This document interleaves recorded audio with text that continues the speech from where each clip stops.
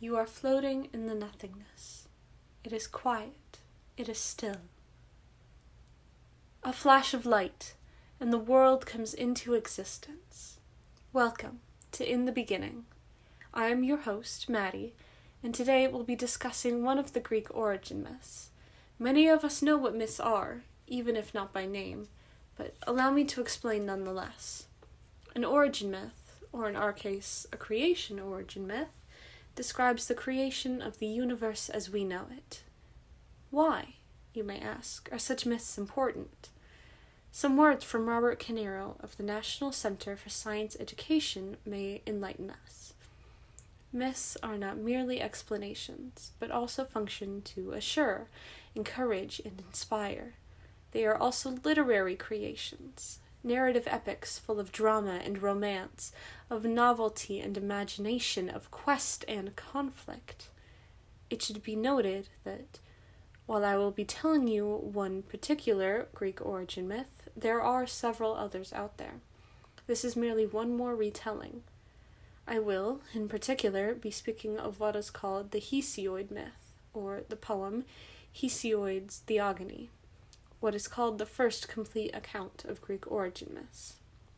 Again, to refer to Robert Canero, as he puts it so eloquently, origin myths should not be thought of as the work of a few creative geniuses. They are, instead, the product of untold thousands of narrators who, in telling and retelling a myth, have embellished it here, dropped a character there, transposed two incidences, amplified a cryptic part, given greater motive or justification to an action, and so on. Because they continuously change, then, there is no official version of a myth. Indeed, even in the same village, one may readily obtain half a dozen versions of the same myth. A myth changes every time it is told. I only hope to tell you Hesiod's version as well as I can, putting into consideration the different translations of ancient Greek text into modern English. Before all else, there was chaos. The Greek idea of chaos doesn't conform to our modern idea, but instead is one of absolute emptiness, an infinite space within anything can arise or occur. Then came to be Earth, or Gaia, the home of the immortals upon Olympus. This is the beginning of our home, the very foundation of our planet.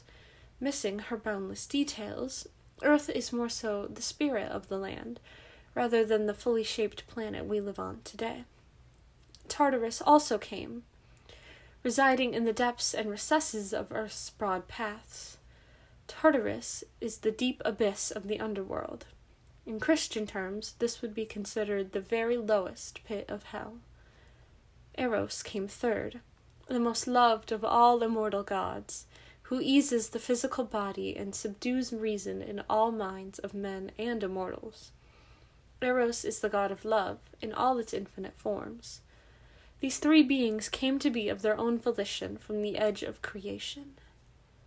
From chaos came Cerberus, god of darkness, and Nyx, goddess of the night. There is a concept very common within Greek mythology, which is parthenogenesis, or self-reproduction. As this myth continues, you will notice several such instances of this. After Cerberus and Nyx's creation, they together, the darkness incarnate and the endless night, in a union of love, created aether and day, brightness, and the day itself.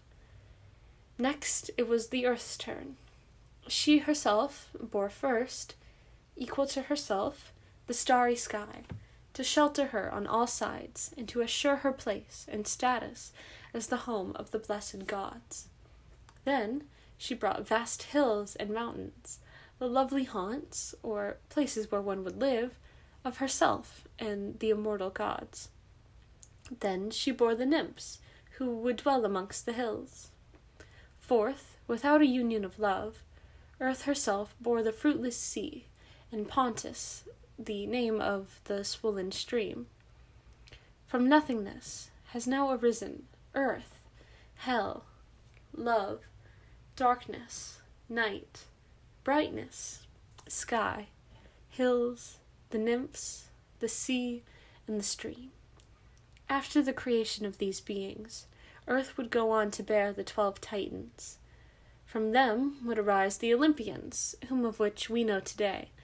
Some of them are Zeus, Poseidon, and Hades. This was the origin of our world, according to Hesiod's Theogony. This was not, however, the creation of everything. For even after the world was created, there are several stories that describe the creation of a particular thing, such as a narcissus flower or a laurel tree, onto our world.